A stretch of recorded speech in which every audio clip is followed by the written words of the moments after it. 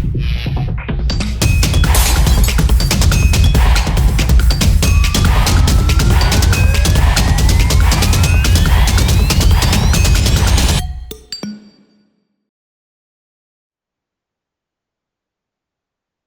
Students, welcome to Legal Edge. My name is Abhishek और आज मैं आप सभी के लिए एक नया सेशन लेकर आया हूं, क्योंकि इस नए सेशन में हम यूनियन गवर्नमेंट और स्टेट गवर्नमेंट के बीच में एक नई कंट्रोवर्सी यहां पर इमर्ज हो रही है, उसके बारे में बात करेंगे। जी हाँ, मैं बात कर रहा हूं न्यू एजुकेशन पॉलिसी 2020, जिसमें ये बोला गया है कि हमें थ्री लैंग्वेज का जो फॉर्मेट है उसे यहाँ पर फॉलो करना है।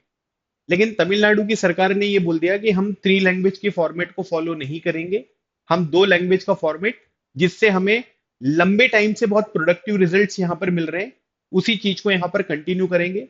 तो यूनियन गवर्नमेंट ने यहाँ पर क्या किया कि उनको जो कुछ फंड मिलना चाहिए था स्टेट गवर्नमेंट को, मतलब कि तमिलनाडु को, उसको यहाँ पर विथहोल्ड कर लिया है। लेकिन स्टेट गवर्नमेंट का कहना है कि आप पैसे हमारे भले रख लो, लेकिन हम थ्री लैंग्वेज के फॉर्मेट को फॉलो नहीं करेंगे, हम दो लैंग्वेज के फॉर्मेट को फॉलो करेंगे।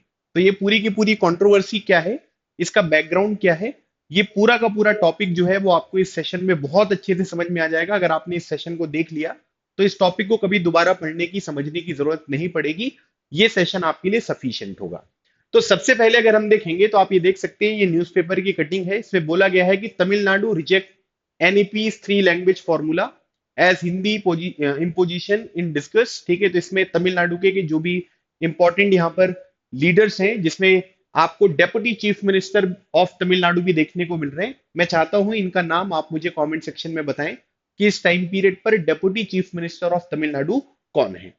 तो सबसे पहले अगर हम देखेंगे तो ये पूरा न्यूज देख लेते हैं कि न्यूज को अब हम न्यूज़पेपर के हिसाब से, जो नोट्स यहाँ पर दिए गए इनके हिसाब से समझते हैं, ताकि हमको पूरा मैटर बहुत अच्छे से समझ में आए। सबसे पहले अगर आप देखोगे तो एक पॉलिसी है जिसे बोलते हैं न्यू एजुकेशन पॉलिसी 2020। हमारे देश में पढ़ाई का पूरा फॉर्मेट किस तरीके से होगा, एजुकेशन जो है वो किन पर्टिकुलर पिलर्स के ऊपर यहाँ पर फोकस करेगी, लोगों के अंदर हम किस तरीके के आउटकम को यहाँ पर लेकर आना चाहते हैं या कौन से आउटकम हम अचीव करना चाहते हैं, इन सब चीजों को ध्यान में रखते हुए न्यू एजुकेशन पॉलिसी जो है वो लेकर आई जाती है। आप सभी को पता है कि एजुकेशन जो एक सब्जेक्ट आपको देखने को मिलेगा, ये यहाँ पर किसमें है, ये कॉन्करेंट लिस्ट में आपको देखने को मिलता है। ठीक है, तो इसमें इसका मतलब ये हुआ कि ये स्टेट गवर्नमेंट के लिए भी यहाँ पर चीजें हो जाएंगी और सेंट्रल गवर्नमेंट भी इसके ऊपर लॉ बना सकता है। और इसी वजह से अगर आप देखोगे तो पहली जो एजुकेशन पॉलिसी थी वो 1968 में आई, दूसरी 1986 में आई, फिर 1992 में कुछ चेंजेस वगैरह भी यहाँ पर किए गए, और उसके बाद जो थर्ड एजुकेशन पॉलिसी आपको देखने को मिलेगी ये कब आई थी, ये 2020 में आई थी। ठीक है, तो इसका मतलब है कि ये जो अभी हम एनईपी 2020 की बात कर रहे हैं, ये कौन सी पॉलिसी है, ये थर्ड नंबर की पॉलिसी आपको देखने को मिलेगी, जिसके बारे में अभी हम आगे बात करेंगे। तो यहां पर यह बोला गया है कि यूनियन गवर्नमेंट ने विथहेल्ड कर लिया है 2152 करोड़ रुपीस समग्र शिक्षा फंड फ्रॉम तमिलनाडु। ठीक है, तो जो समग्र शिक्षा फंड है, समग्र शिक्षा फंड या समग्र शिक्षा अभियान, एक स्कीम आपको देखने को मिलती है जिसमें अलग अलग तरीके से सेंटर और स्टेट का कंट्रीब्यूशन होता है, ताकि ओवरऑल एजुकेशन का जो यहाँ पर डेवलपमेंट है उस पर्टिकुलर स्टेट में, उसे यहाँ पर इनहेंस किया जाए। तो वो पैसे जो है वो यहाँ पर विथहेल्ड कर लिए हैं, जो यूनियन गवर्नमेंट को स्टेट गवर्नमेंट को यहाँ पर देना था।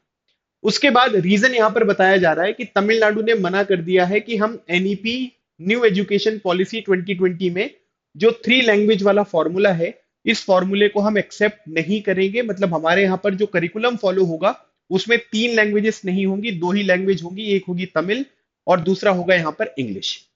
फिर उसके बाद तमिलनाडु का जो स्टांस है वो यहाँ पर यह है कि एक और स्कीम है जिसमें पीएम श्री स्कीम के बारे में बात करी गई है।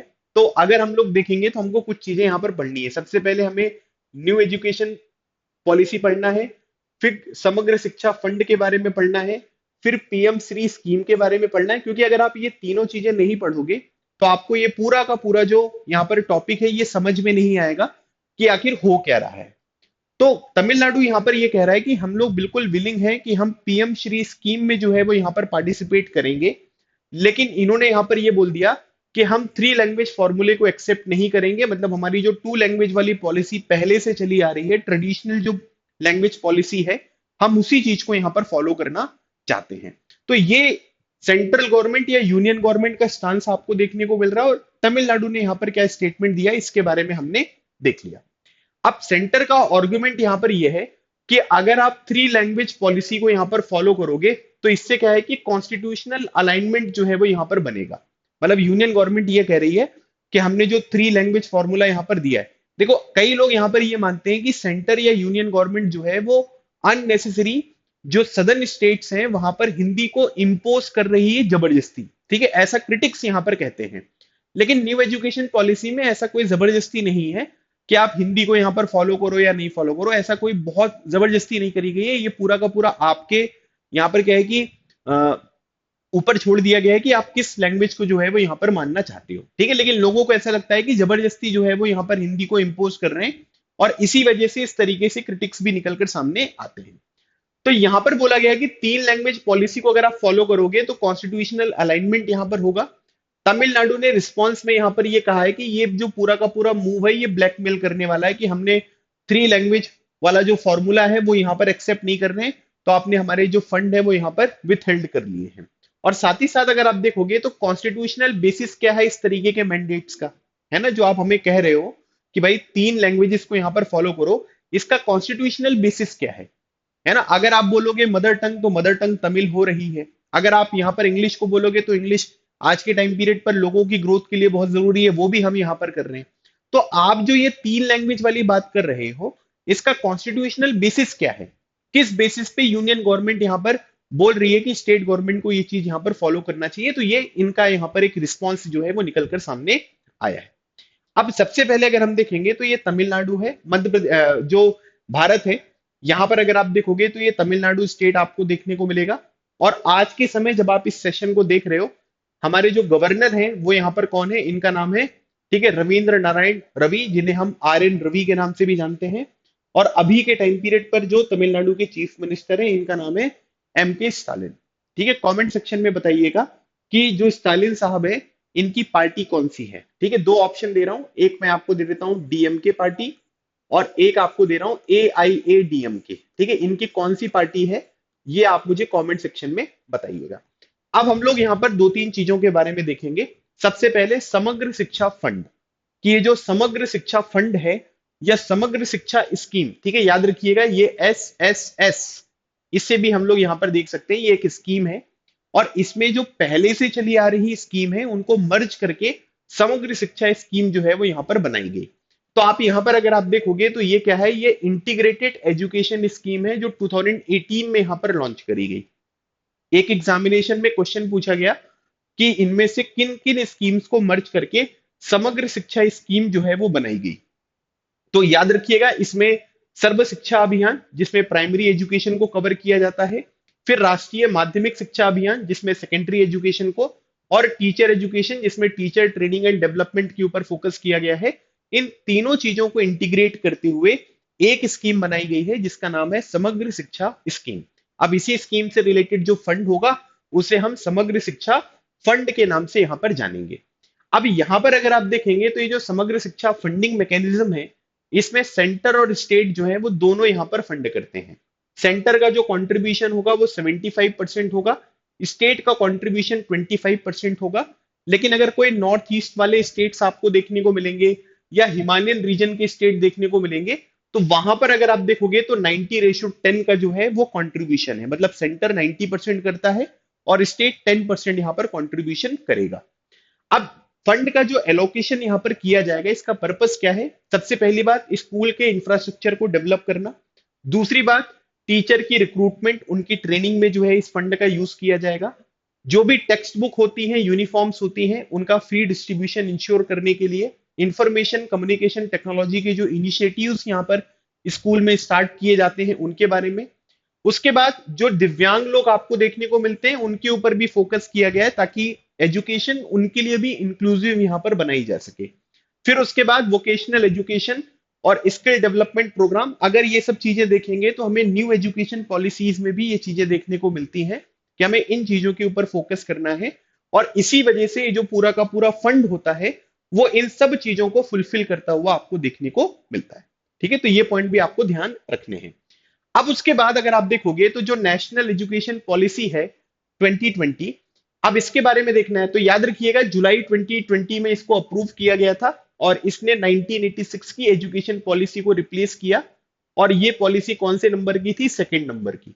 और 2020 की जो एजुकेशन पॉलिसी है वो थर्ड नंबर की है। आप लोग मुझे कमेंट सेक्शन में ये बताइएगा कि न्यू एजुकेशन पॉलिसी 2020 जिसको यहाँ पर रिकमेंड किया गया था एक कमेटी के द्वारा, उस कमेटी के हेड कौन थे? है ना, मतलब न्यू एजुकेशन पॉलिसी 2020 की रिकमेंडेशन को अप्रूव करने वाली कमेटी के हेड यहाँ पर कौन है, ये आप मुझे कमेंट सेक्शन में बताइएगा।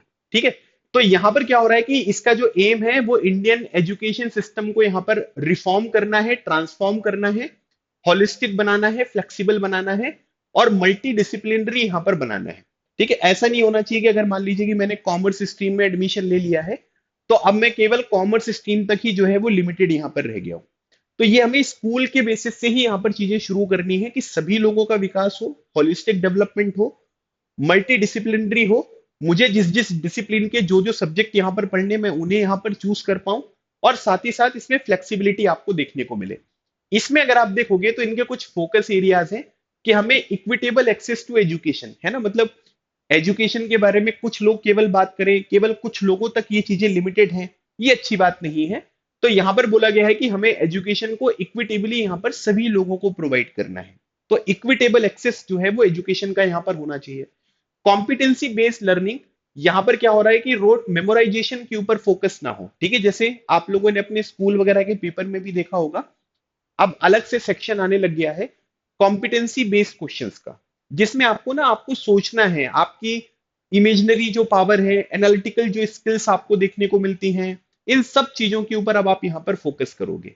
ठीक है, ऐसा नहीं होगा कि केवल लिख लिया, याद कर लिया और उसे जाकर कॉपी में लिख दिया तो इससे मार्क्स आपको मिल जाएंगे।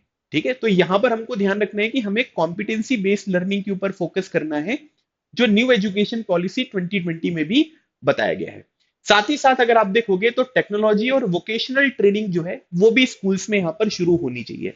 अगर हम कोई चीज पढ़ रहे हैं थ्योरी, लेकिन अगर उसका प्रैक्टिकल इंप्लीमेंटेशन नहीं होगा, वो सारी की सारी चीजें जो हमारी लाइफ के लिए बहुत ज्यादा जरूरी होती हैं, अगर हमें स्कूल में नहीं सिखाई जाएंगी, तो क्या इससे हम लोग जो है वो यहाँ पर अपलिफ्ट होंगे क्या? जैसे फॉर एग्जाम्पल कि आज के टाइम पीरियड पर जो सेविंग्स यहाँ पर होती हैं, है ना, जो आप डिजिटल दुनिया यहाँ पर चल रही है, डिजिटल मार्केटिंग हो गया, है ना, ब्लॉग राइटिंग यहाँ पर हो गए, क्या ये सब चीजें स्कूल में नहीं सिखानी चाहिए क्या? क्योंकि आज के टाइम पीरियड पर ये ट्रेंडिंग टॉपिक्स होते हैं।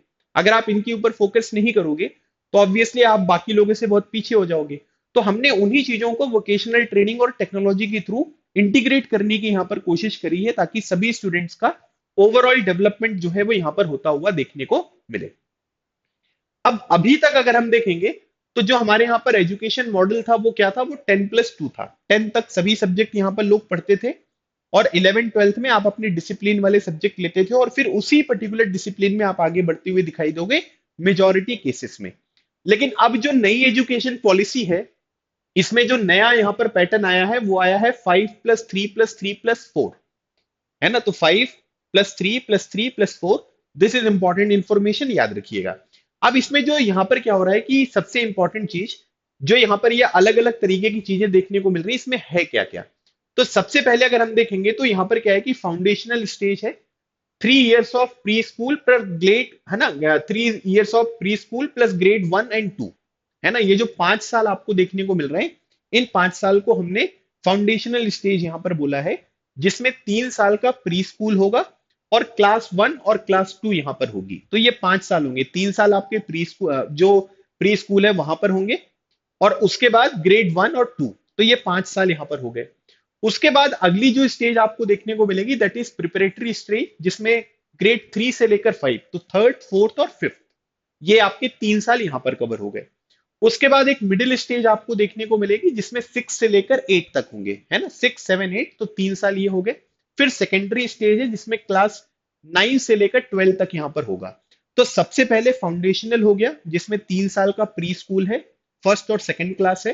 फिर प्रिपरेटरी स्टेज है, स्टेज 3, ग्रेड 3 से लेकर 5 तक, मिडिल स्टेज 6 से लेकर 8 तक, और फिर सेकेंडरी स्टेज 9 से लेकर 12 तक। ठीक है, तो इस तरीके से डिवाइड किया गया है। अब मदर टंग या local language to be medium of instruction up to class, ठीक है, grade 5।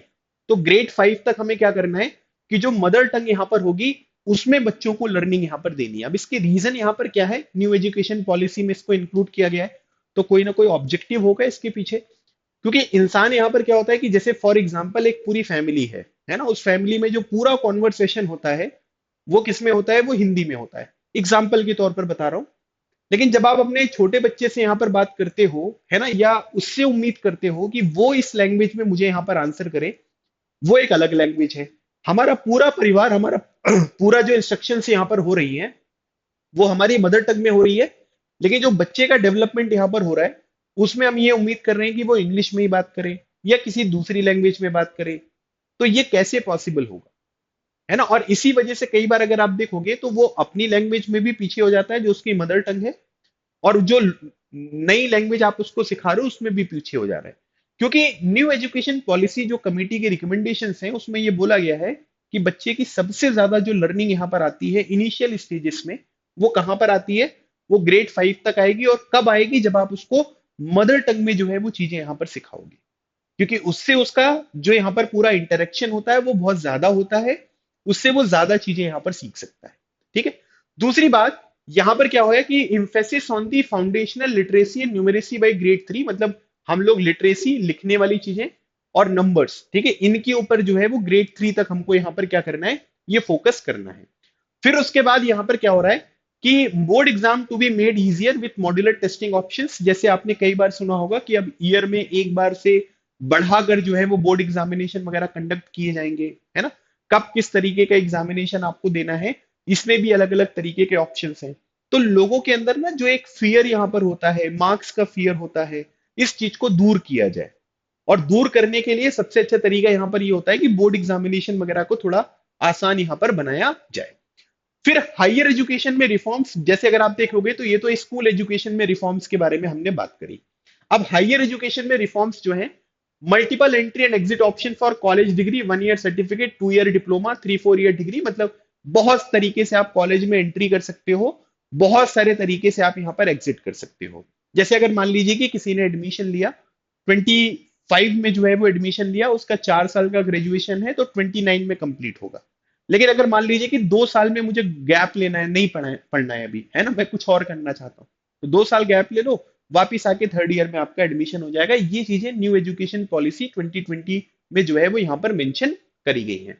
UGC, AICTE, NCTE into a single regulatory body, जिसे higher education commission of India, HECE यहाँ पर कहेंगे।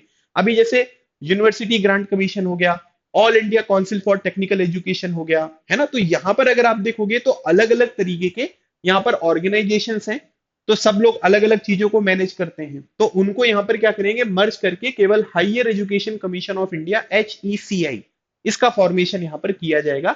ये न्यू एजुकेशन पॉलिसी में लिखा हुआ है। फिर उसके बाद multi disciplinary institution, IIT offering humanities courses, मतलब ऐसा नहीं होना चाहिए कि भाई अगर कोई आईआईटी है तो वहां पर केवल टेक्निकल चीजें ही पढ़ाई जा रही हैं, है ना, या कोई ह्यूमैनिटीज वाला स्कूल है तो वहां पर केवल टेक्निकल चीजें पढ़ाई जा रही है। नहीं, हम कोशिश करेंगे कि जो रेपुटेड कॉलेज हैं और सभी कॉलेजेस में मल्टी डिसिप्लिनरी जो है वो यहाँ पर इंस्टीट्यूशन के रूप में उसको ट्रांसफॉर्म करें, जहां पर टेक्निकल, ह्यूमैनिटीज, जितनी भी अलग अलग तरीके की एजुकेशन होती है वो चीजें यहाँ पर प्रोवाइड की जा सके। फिर उसके बाद 3 लैंग्वेज पॉलिसी डिबेट। अब जो हमारा टॉपिक है आज का वो इसी चीज के ऊपर जो है वो यहाँ पर बेस्ड है। अब इस चीज को समझना, तो state can choose the 3 language but at least 2 must be Indian language, मतलब कि स्टेट, जो राज्य है, उसको यहाँ पर लिबर्टी दी गई है कि आप अपनी 3 लैंग्वेज जो है वो यहाँ पर चूज कर लो। लेकिन उसमें यह बोला गया है कि इनमें से 2 लैंग्वेज जो है वो यहाँ पर कैसी होनी चाहिए, इंडियन लैंग्वेज यहाँ पर होनी चाहिए। तमिलनाडु ने इस चीज को अपोज किया है कि ये कह रहे हैं कि 2 लैंग्वेज पॉलिसी जो है वो यहाँ पर हमारा वो बेस्ट है, हम 3 लैंग्वेज के ऊपर नहीं जाना चाहते हैं, हम 2 लैंग्वेज को ही जो है वो यहाँ पर फोकस करना चाहते हैं। अब उसके बाद अगर आप देखोगे तो focus on digital and skill based learning, है ना, तो e content is in regional languages for accessibility. जैसे आज के टाइम पीरियड पर अगर आप कोई लैंग्वेज एक ही है ना, कोई इंग्लिश लैंग्वेज में बुक है, तो उसे अगर हम दूसरी लैंग्वेजेस में भी जो है वो यहाँ पर कन्वर्ट करेंगे, उसे इलेक्ट्रॉनिकली जो है वो यहाँ पर ट्रांसमिट करेंगे, तो इससे लोगों के पास एक्सेसिबिलिटी बढ़ेगी, लोग उन चीजों को यहाँ पर पढ़ भी पाएंगे।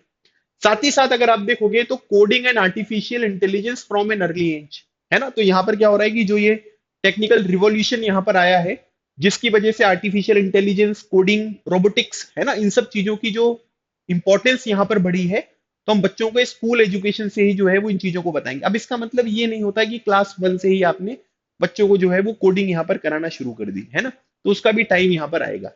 फिर उसके साथ ही साथ internship and vocational training for practical skills, वही मैंने बताया कि जो आपने पढ़ा हुआ है, जब तक आप इन चीजों को एग्जीक्यूट नहीं करोगे तब तक इससे कोई बेनिफिट नहीं होने वाला है। तो प्रैक्टिकल स्किल्स के लिए इंटर्नशिप और वोकेशनल ट्रेनिंग्स जो है वो बहुत जरूरी है। अब जो न्यू एजुकेशन पॉलिसी है ना, इसमें 5 पिलर्स हैं। 5 पिलर्स कौन कौन से हैं? पहला है एक्सेस, कि यहाँ पर एक्सेस का मतलब यह है कि जितने भी स्टूडेंट्स आपको देखने को मिल रहे हैं, सभी के पास जो है वो यहाँ पर क्या होना चाहिए कि एजुकेशन का एक्सेस यहाँ पर होना चाहिए।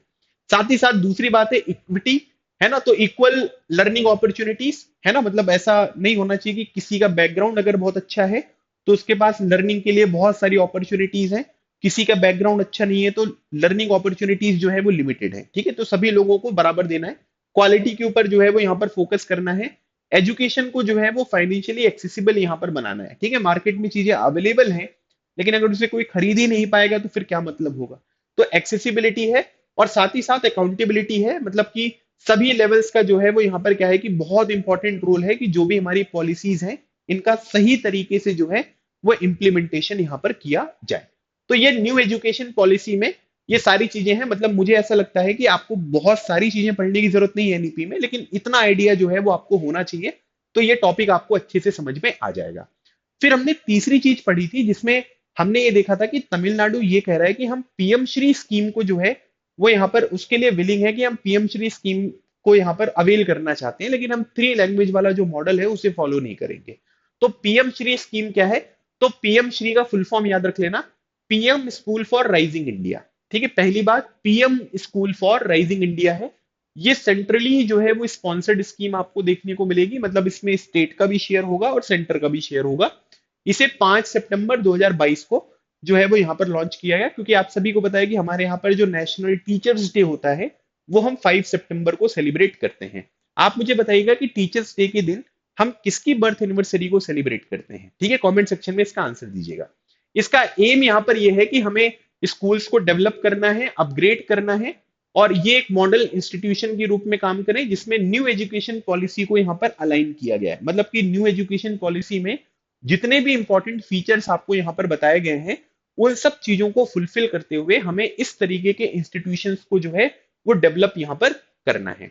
और ऐसा माना जा रहा है कि हम लोग 14,500 मॉडल स्कूल जो है पीएम श्री स्कीम के तहत इस्टेब्लिश करेंगे, जिसमें मॉडर्न टेक्नोलॉजी होगी, मॉडल इंस्टीट्यूशंस होंगे। न्यू एजुकेशन पॉलिसीज में whatever we have decided to achieve उनका एग्जीक्यूशन आपको देखने को मिलेगा।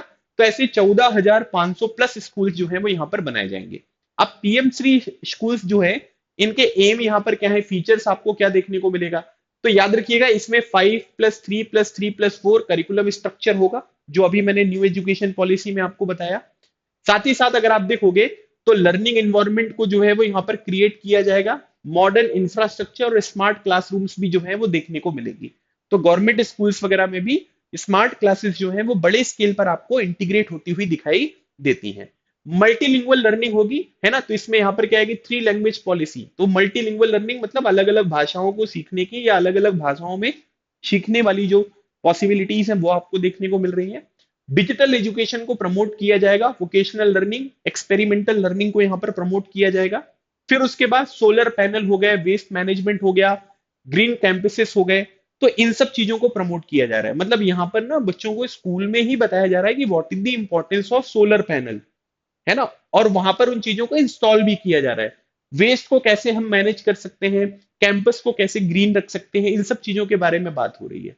उसके बाद इंक्लूसिव एजुकेशन है, मतलब कि जो दिव्यांग बच्चे आपको देखने को मिलेंगे वो भी ऐसा ना हो कि हमारे मेन स्ट्रीम एजुकेशन जो हम प्रोवाइड कर रहे हैं लोगों को उससे बाहर रहें, उनको भी हम इंक्लूड करते हुए अलग अलग तरीके की चीजों के बारे में बात हो रही है।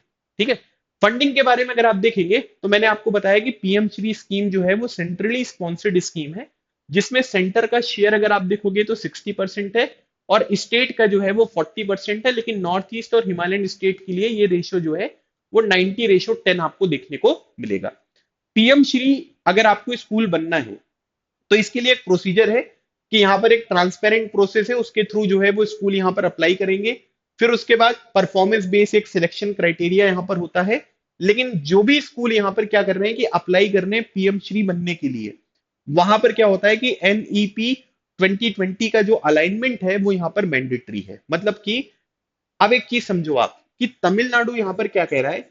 तमिलनाडु यहाँ पर ये कह रहा है कि हम पीएम श्री जो स्कीम है उसके लिए यहाँ पर विलिंग है ना, कि पीएम श्री स्कीम के लिए विलिंग है। और पीएम श्री स्कीम यहाँ पर ये कहती है कि भैया आपका जो अलाइनमेंट होना चाहिए वो यहाँ पर एनईपी 2020 के साथ होना चाहिए, तभी हम पीएम श्री में आपको इंक्लूड करेंगे। लेकिन तमिलनाडु कहता है कि हम एनईपी 2020 का जो थ्री लैंग्वेज वाला फॉर्मूला है ना, जो थ्री लैंग्वेज का फॉर्मूला आपको देखने को मिल रहा है, इसको हम यहाँ पर फॉलो नहीं करेंगे। इसका मतलब है कि ये एनईपी 2020 को फॉलो नहीं कर रहा है, और इसी वजह से ये पीएम श्री के लिए जो है वो डिफिकल्ट हो जाएगा फिर, है ना। मतलब जब आप जो एलिजिबिलिटी क्राइटेरिया है उसे फॉलो नहीं करोगे तो आपको पीएम श्री स्कीम का बेनिफिट कैसे मिलेगा। तो ये यहां पर अगर आप देखोगे तो ये पूरा का पूरा इश्यू जो है वो निकलकर सामने आ रहा है। अब तमिलनाडु ने रिफ्यूज कर दिया है कि हम एनईपी 2020 का जो थ्री लैंग्वेज फॉर्मूला है इसे फॉलो नहीं करेंगे।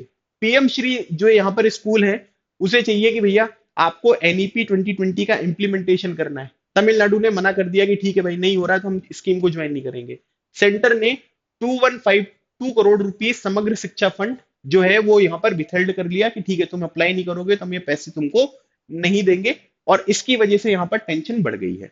अब तमिलनाडु का आर्गुमेंट यहाँ पर ये है कि भाई ये क्या है कि आपने फंड जो है वो जब यहाँ पर रोक लिया तो इसका मतलब है कि ब्लैकमेल कर रहे हो कि पहले थ्री लैंग्वेज फॉर्मूले को आप एग्जीक्यूट करो तभी हम पैसे देंगे। तो यहाँ पर ये बोला गया है कि ये बोल रहे हैं कि एजुकेशन पॉलिसी जो होनी चाहिए वो स्टेट ड्रिवन होनी चाहिए।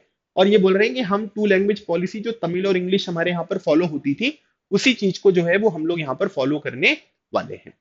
अब यहाँ पर जो बैकग्राउंड इंफॉर्मेशन है वो कवर हो गई है। अब आपको ये टॉपिक समझने में कोई प्रॉब्लम नहीं होगी।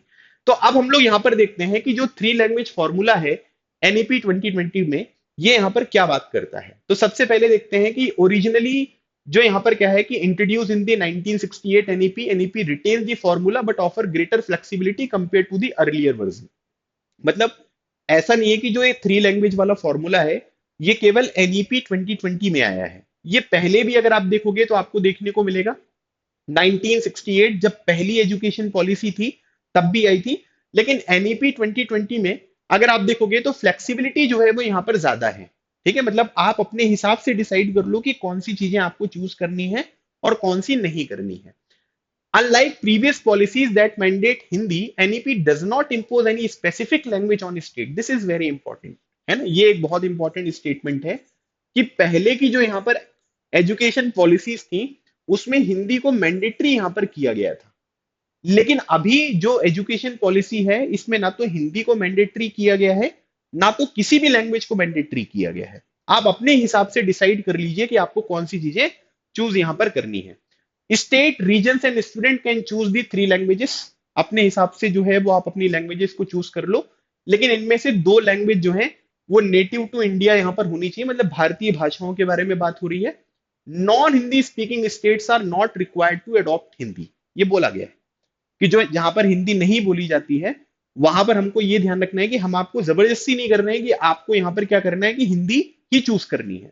यहां पर ये इस चीज का भी कंपल्शन जो है वो आपको देखने को नहीं मिल रहा है।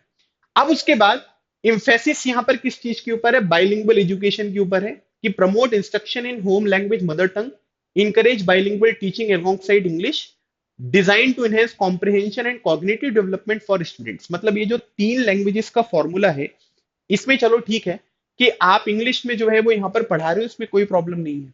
लेकिन अब हम लोग यहाँ पर क्या करना चाह रहे हैं कि बाइलिंगुअल टीचिंग जो है वो यहाँ पर करना चाह रहे हैं। और इसी वजह से थ्री लैंग्वेज का कॉन्सेप्ट है। एक तो इंग्लिश यहाँ पर हो गया, अब दो लैंग्वेज में जो है वो आप यहाँ पर पढ़ाइए। मतलब इसमें ये बोला गया कि एक तो आपकी जो मदर टंग यहाँ पर होगी उसको आप यूज करोगे ही। तमिलनाडु के केस में भी जो है वो क्या हो रहा है, तमिल यूज कर रहे हैं। तो इंग्लिश हो गया, तमिल हो गया, एक और लैंग्वेज यहाँ पर यूज करो ताकि हमारी जो ओवरऑल लर्निंग है, टीचिंग है, वो बाइलिंगुअल हो सके। इससे होगा क्या, इससे लोगों का जो कॉम्प्रिहेंशन यहाँ पर है वो यहाँ पर इंक्रीज होगा और साथ ही साथ कॉग्निटिव डेवलपमेंट भी जो है वो आपको देखने को मिलेगा। तो लोग जब अलग अलग तरीके की लैंग्वेजेस को यहाँ पर पढ़ेंगे उसमें जब उनको इंस्ट्रक्शंस यहाँ पर दी जाएंगी तो इससे कॉम्प्रिहेंशन और कॉग्निटिव स्किल्स जो है वो डेवलप होती हुई आपको दिखाई देंगी। ये जो है वो यहाँ पर हमने मेनली एनईपी में यहाँ पर फोकस किया है। अब उसके बाद संस्कृत का यहाँ पर क्या रोल है एनईपी 2020 में? तो संस्कृत जो है वो हमेशा ऑप्शनल है under the three language framework, मतलब कि अगर आप संस्कृत को चूज करना चाहते हो अपने स्टेट में तो आप चूज कर सकते हो, ये आपके ऊपर डिपेंडेंट है। Given special emphasis for those interested in learning it, ठीक है, जो लोग यहाँ पर क्या है कि सीखना चाहते हैं संस्कृत को वो सीख सकते हैं, ठीक है, उनके ऊपर जो है वो स्पेशल एम्फेसिस यहाँ पर किया गया, फोकस किया गया।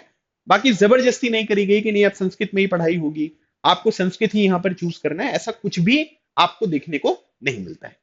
अब उसके बाद यहाँ पर क्या है कि तमिलनाडु जो है वो यहाँ पर ये थ्री लैंग्वेज फॉर्मूला को फिर, मतलब सर ऐसा कुछ अपोज करने लायक तो है नहीं, फिर भी यहाँ पर तमिलनाडु क्यों अपोज कर रहा है फिर?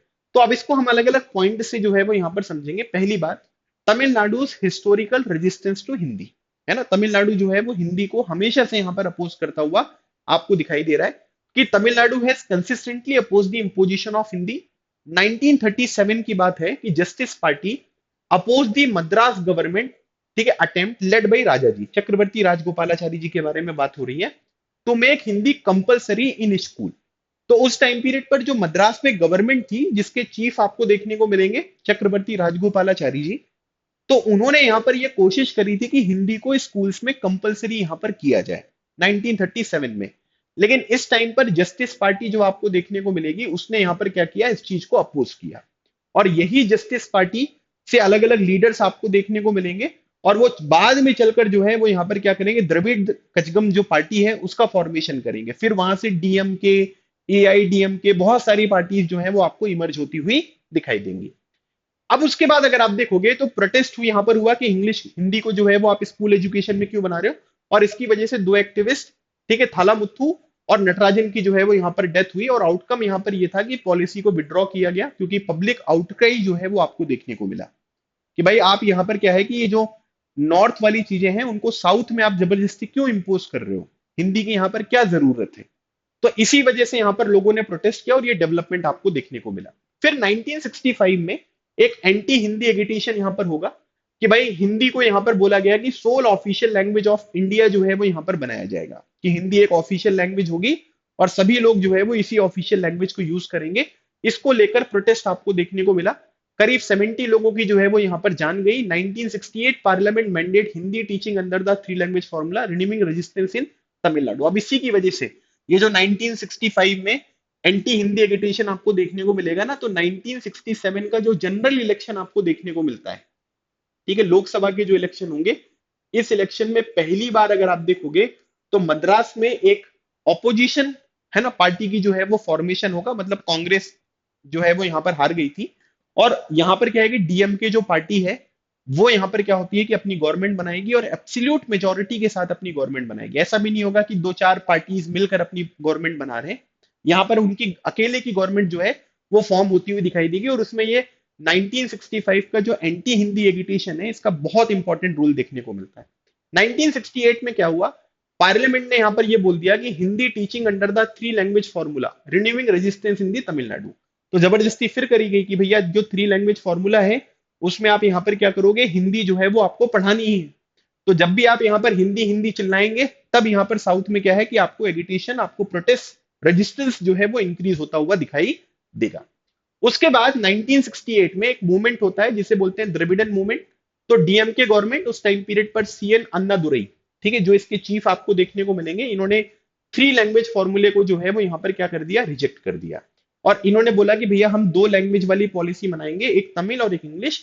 तब से अगर आप देखोगे तो जो सक्सेसिव तमिलनाडु गवर्नमेंट है उन्होंने इस पॉलिसी को जो है वो यहाँ पर अपहेल्ड किया। इसका मतलब ये हुआ कि जो थ्री लैंग्वेज वाला कॉन्सेप्ट है, इनिशियली जो इनके ऊपर जबरदस्ती हिंदी यहां पर इंपोज करने की कोशिश करी गई, इसी वजह से इन्होंने ये थ्री लैंग्वेज पॉलिसी या फॉर्मूले को जो है वो यहाँ पर रिजेक्ट किया है। और तब से लेकर आज तक देखोगे तो जितनी भी गवर्नमेंट्स आपको देखने को मिलेंगी उन सभी लोगों ने इन पूरे के पूरे फॉर्मूले को यहाँ पर रिजेक्ट किया। वो बोल रहे हैं कि हम दो ही जो है वो लैंग्वेज को यहाँ पर मानेंगे। अब recent opposition and policy adjustment 2019 में अगर आप देखते हैं तो यहाँ पर क्या है कि तमिलनाडु में एक बहुत बड़ी प्रोटेस्ट यहाँ पर हुई जिसकी वजह से for the removal of mandatory Hindi learning from the draft NEP 2020, ठीक है, कस्तूरी रंजन कमेटी प्रपोजल। तो वो जो अभी मैंने एक क्वेश्चन आपसे पूछा था ना, किस कमेटी की रिकमेंडेशन पर यहाँ पर ये एनईपी यहाँ पर फॉर्म हुई है, तो that is Kasturi Ranjan committee. तो यहाँ पर क्या है कि strong protest from Tamil Nadu for the removal of mandatory Hindi learning from the draft NEP 2020। तो यहाँ पर क्या हो रहा है कि जब ड्राफ्ट हुआ था एनईपी 2020 का, जब एक रफ एक आइडिया यहाँ पर बनाया गया था, तो उसमें ना हिंदी को मैंडेटरी यहाँ पर कर दिया गया था कि हिंदी आपको सीखनी ही है। तो तमिलनाडु ने यहाँ पर क्या किया, प्रोटेस्ट दिखाया। प्रोटेस्ट दिखाने की वजह से ये जो ड्राफ्ट में एनईपी 20 के जो ड्राफ्ट था ना, इससे इसको रिमूव करना पड़ा कि हिंदी को हम जबरदस्ती नहीं करेंगे। तमिलनाडु जो है वो यहाँ पर टू लैंग्वेज पॉलिसी को फॉलो करता है, और यहाँ पर क्या है कि वो किसी भी तरीके के अटेम्प्ट को यहाँ पर क्या करता है कि वो रजिस्ट करता है कि आप किसी भी तरीके से हमारे किसी भी स्कूल में जो है वो हिंदी को यहाँ पर इंट्रोड्यूस ना कर सको। ठीक है, तो ये पॉइंट भी जो है वो थोड़ा सा आपको ध्यान रखना है। अब उसके बाद परसीव्ड इम्पोजिशन ऑफ हिंदी इन तमिलनाडु। तो पॉलिटिकल और पब्लिक कंसर्न इसका क्या देखने को मिलता है? तो पहली बात अगर आप देखोगे तो जो भी पॉलिटिकल पार्टीज है, एक्टिविस्ट हैं तमिलनाडु में, वो ये मानते हैं कि जो थ्री लैंग्वेज पॉलिसी है ये एक कॉवर्ट यहाँ पर अटेम्प्ट है टू इम्पोज हिंदी। ठीक है, समझ में आ रहा है कि ये लोग अभी क्या करेंगे, अभी ऐसा करेंगे कि तीन लैंग्वेज है, हमने तो इतनी फ्रीडम दे दी है ना, आप अपने हिसाब से लैंग्वेज को चूज कर लो, जो भी आपको चूज करना है, कोई प्रॉब्लम नहीं है। लेकिन इवेंचुअली अगर आप देखोगे तो ये क्या करेंगे, चुपके से जो है वो हिंदी को हमारे स्टेट में यहाँ पर इंपोज करने की कोशिश यहाँ पर की जाएगी, ये इनका मानना है। Practical constraint like lack of resources for additional language teacher would result in Hindi becoming the default third language। तो यहां पर क्या होगा, अगर आप देखोगे तो इसमें की आर्गुमेंट जो यहां पर दिया जा रहा है वो यहां पर ये दिया जा रहा है कि practical constraint like a lack of resources for additional language teacher would result in Hindi becoming the default third language. ठीक है, अब जैसे मान लीजिए कि भाई हिंदी है, ठीक है, उसके बाद अगर आप देखोगे तो यहाँ पर इंग्लिश है, इसके लिए तो ये स्टेट अच्छी तरीके से काम कर रहा है। अब अगर मान लो कि कोई दूसरी लैंग्वेज आप यहाँ पर लेकर आते हो, है ना, हिंदी के अलावा कोई दूसरी लैंग्वेज लेकर आओगे, तो उसके लिए आपको रिसोर्सेस लेकर आने पड़ेंगे, उस सब्जेक्ट को पढ़ाने वाला है ना, उसके लिए अलग अलग तरीके से आपको कोर्स वगैरह जो है वो प्रोवाइड करना पड़ेगा, तो उसमें बहुत खर्चा यहाँ पर होगा। तो लोग ये सोचेंगे कि इससे अच्छा है कि हिंदी को ही जो है वो यहाँ पर क्या मान लिया जाए, एक लैंग्वेज मान लिया जाए। ठीक है, आ रहा है समझ में? तो इनका कहना यह है कि कॉवर्ट जो है वो एक तरीका है, अटेम्प्ट है कि लैक ऑफ रिसोर्सेज की वजह से एक एडिशनल लैंग्वेज के लिए हम लोग क्या करेंगे, हिंदी को जो है वो डिफॉल्ट थर्ड लैंग्वेज जो है वो यहाँ पर मान लिया जाएगा। उसके बाद अगर आप देखेंगे तो government actions fuelling suspicion, union government ने 2019 में 50 करोड़ रुपीस जो है वो यहाँ पर क्या किए थे, एलोकेट किए थे to appoint Hindi teachers in non Hindi speaking states. है ना, तो गवर्नमेंट भी जो है वो यहाँ पर क्या कर रही है कि कुछ एक्शंस उनके ऐसे देखने को मिलते हैं, सस्पिशियस एक्शंस, जिसकी वजह से दूसरे जो स्टेट उनको लगता है कि ये चीज गलत है। तो 2019 में गवर्नमेंट ने, यूनियन गवर्नमेंट ने 50 करोड़ रुपीस जो है वो यहाँ पर प्रोवाइड किए थे कि भैया आप हिंदी टीचर्स जो हैं उनको यहाँ पर एलोकेट करो, ठीक है, जो भी नॉन हिंदी स्पीकिंग स्टेट्स है वहां पर। अब इसमें यहाँ पर क्रिटिक्स क्या बोलते हैं, no similar efforts were made to promote South Indian language in northern states और केंद्रीय विद्यालय। है ना, हिंदी के लिए आप यहाँ पर क्या कर रहे हो कि पैसे दे रहे हो, लेकिन जो नॉर्थ इंडिया में केंद्रीय विद्यालय हैं या जो नॉर्थ इंडिया के स्कूल्स आपको देखने को मिलेंगे, वहां पर भी आप साउथ इंडिया की जो लैंग्वेजेस हैं उनको सिखा सकते हो। इसके लिए आपने यहाँ पर कोई भी एफर्ट जो है वो यहाँ पर नहीं लगाया। The focus on Hindi promotion is concern about, ठीक है, लैंग्वेज इंपोजिशन, और हिंदी के लिए जो आप इतना काम कर रहे हो, इससे समझ में आ रहा है कि आप हिंदी को प्रमोट करना चाहते हो, लेकिन या इंपोज करना चाहते हो बाकी लोगों के ऊपर, बाकी लैंग्वेज के लिए इतना यहाँ पर काम नहीं कर रहे हो। तो अब ये तो हमने यहाँ पर प्रॉब्लम्स के बारे में बात कर ली और पूरा डेवलपमेंट हमने देख लिया। अब कोशिश करेंगे कि हम ये समझें कि इसका सॉल्यूशन यहाँ पर क्या हो सकता है, वे फॉरवर्ड जो है वो यहाँ पर क्या हो सकता है। तो हमें कंस्ट्रक्टिव डायलॉग जो है उसकी यहाँ पर जरूरत है ना, मतलब कि सेंटर और तमिलनाडु के लिए एक पॉलिसी हार्मनी जो है वो यहाँ पर बहुत जरूरी है। एजुकेशन जो है वो कॉन्करेंट लिस्ट में है since the emergency era, requiring cooperative policy making rather than unilateral decision. है ना, तो मतलब जब ये कॉन्करेंट में है तब से अगर आप देखोगे तो हमको ये फोकस करने की जरूरत है कि भाई जब सेंटर और स्टेट दोनों का रोल है तो हम यूनिलेटरल डिसीजन ना बनाए, सेंटर अपने हिसाब से ना बनाए, स्टेट अपने हिसाब से ना बनाए, लोगों के बेनिफिट के लिए हम दोनों को साथ में मिलकर काम करने की जरूरत है, और इसलिए पॉलिसी हार्मनी जो है वो बहुत रिक्वायर्ड है। उसके बाद तमिलनाडु का जो टू लैंग्वेज पॉलिसी है, इसने यहाँ पर स्ट्रॉन्ग एजुकेशनल आउटकम्स यहाँ पर दिखाए हैं। ठीक है, ऐसा नहीं है कि तीन लैंग्वेज अगर हम वहां पर कर देंगे तो कोई बहुत मेजर चेंज हो जाएगा, है ना, या वो फ्यूचर की बात है उसके बारे में हम अगर नहीं सोचते हैं अभी, तब भी अगर हम देखेंगे तो ये जो टू लैंग्वेज पॉलिसी आपको तमिलनाडु में देखने को मिल रही है ना, इससे भी बहुत ट्रिमेंडस रिजल्ट जो है वो तमिलनाडु में देखने को मिले हैं। हायर एनरोलमेंट रेट्स, मतलब जो यहाँ पर स्कूल में लोग एडमिशन ले रहे हैं वो भी यहाँ पर आपको देखने को मिल रहे हैं, जो ड्रॉप आउट रेट है वो भी यहाँ पर बहुत कम है। तो इसका मतलब तो यही हुआ ना कि यहाँ पर कोई जरूरत नहीं है थर्ड लैंग्वेज की, है ना, और वो भी जबरदस्ती अगर आप कोई लैंग्वेज उनके ऊपर इंपोज कर रहे हो तो उसकी कोई रिक्वायरमेंट नहीं है, तो हमें नहीं करना चाहिए उसके बारे में बात। ठीक है, ये पॉइंट भी देखने को मिल रहा है। साथ ही साथ अगर हम देखेंगे तो पॉलिसी डेडलॉक को भी यहाँ पर अवॉइड किया जा सकता है। ठीक है, जो थ्री लैंग्वेज पॉलिसी पे डिसएग्रीमेंट यहाँ पर है, ये यहाँ पर क्या है कि ये जियोपर्डाइज इसेंशियल एजुकेशन फंडिंग, है ना, मतलब अगर मान लीजिए कि कोई स्टेट है जो ये कह रहा है कि हम थ्री एजुकेशन या थ्री लैंग्वेज पॉलिसी को एग्जीक्यूट नहीं करेंगे, तो आपने गुस्से में ये बोल दिया कि हम आपको पैसे नहीं देंगे, है ना, आपका सर्व शिक्षा जो स्कीम है या जो फंड है उसको रोक लेंगे। तो आपको मैंने ये बताया ना कि सर्व शिक्षा जो फंड यहाँ पर आपको देखने को मिल रहा है, ठीक है, या समग्र शिक्षा जो स्कीम का फंड आपको देखने को मिल रहा है, इसका यूज कहां कहां पर होता है। तो इसका मतलब ये है कि आप यहां पर क्या करना चाह रहे हो कि तमिलनाडु थ्री लैंग्वेज पॉलिसी को एग्जीक्यूट नहीं कर रहा है, इसके लिए जो भी हमारे इंपॉर्टेंट काम यहां पर होते हैं इस काम के लिए जो है वो आप उनको पैसे नहीं दोगे, ये बात तो बिल्कुल गलत है ना भाई। ऐसा होना चाहिए क्या? नहीं होना चाहिए। तो आप ये देख सकते हो ये सारे काम है, school infrastructure, teacher recruitment training, है ना, फ्री यूनिफॉर्म्स, इंक्लूसिव एजुकेशन, ये सब चीजों में आप सपोर्ट नहीं चाहते हो। और इसी वजह से यहाँ पर क्या है कि आपने वो केवल एक्सेप्ट नहीं कर रहे हैं, इस वजह से आप उनकी पॉलिसी को जो है वो, है ना, उनको फंड नहीं प्रोवाइड कर रहे हो, ये बात बिल्कुल गलत है। कि ब्लॉकिंग 2152 करोड़ इन समग्र शिक्षा fund risk hurting student and school infrastructure, इससे नुकसान किसका होगा? इससे नुकसान यूनियन गवर्नमेंट या स्टेट गवर्नमेंट का नहीं होगा, इससे नुकसान होगा बच्चों का, है ना, जिनको इसका बेनिफिट यहां पर मिल सकता था, जो इस डेडलॉक की वजह से यहां पर नहीं मिल रहा है। दूसरी बात, cooperative federal approach can ensure both linguistic diversity and educational equity. तो अगर हम लोग यहां पर क्या करेंगे, कोऑपरेटिव, कोऑपरेटिव मतलब यूनियन गवर्नमेंट और स्टेट गवर्नमेंट के बीच में एक सिस्टमैटिक अप्रोच होगी, तो उससे लिंग्विस्टिक डाइवर्सिटी भी जो है वो यहाँ पर बनी रहेगी और एजुकेशनल इक्विटी भी जो है वो आपको देखने को मिलेगी। ठीक है, तो ये एक वे फॉरवर्ड यहाँ पर हो सकता है जिसके बेसिस पे हम लोग यहाँ पर काम कर सकते हैं। ठीक है, तो अब यहाँ पर जो बात है वो ये है कि आप लोगों का क्या मानना है ना, मतलब ये पूरा सिस्टम जो है वो हमने समझ लिया। मुझे लगता है कि आपको सारी चीजें जो है वो क्लियर हो गई होंगी। फिर भी अगर आपके मन में कोई क्वेश्चन है तो आप कमेंट सेक्शन में जरूर मेंशन करिएगा। और दूसरी बात, इसका सॉल्यूशन आपके अकॉर्डिंग यहाँ पर क्या हो सकता है, ये भी जो है वो आप कमेंट सेक्शन में जरूर मेंशन करें। तो गाइज ये था आज का हमारा सेशन, और इसी तरीके के टॉपिक्स और कौन सी चाहिए जिस पे आपको एक कॉम्प्रिहेंसिव वीडियो की रिक्वायरमेंट है, please do let me know, मैं आप लोगों को उस तरीके के सेशंस प्रोवाइड करूंगा। मिलते हैं अगले सेशन में, तब तक keep smiling and keep preparing, लगे रहो एग्जाम क्लियर करो। थैंक यू सो मच, जय हिंद।